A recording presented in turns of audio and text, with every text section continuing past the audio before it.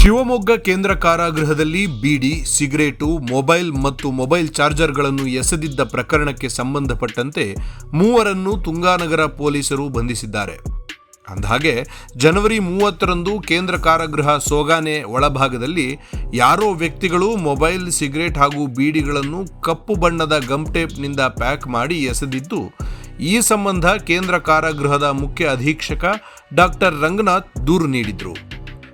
ಕಾರಾಗೃಹ ಕಾಯ್ದೆ 2022ರ ಅನ್ವಯ ಪ್ರಕರಣ ದಾಖಲಿಸಿಕೊಂಡು ಮೊಬೈಲ್ ಫೋನ್, ಬೀಡಿ ಹಾಗೂ ಸಿಗರೇಟನ್ನು ವಶಪಡಿಸಿಕೊಂಡ ತುಂಗಾನಗರ ಪೊಲೀಸರು ತನಿಖೆ ನಡೆಸಿದರು.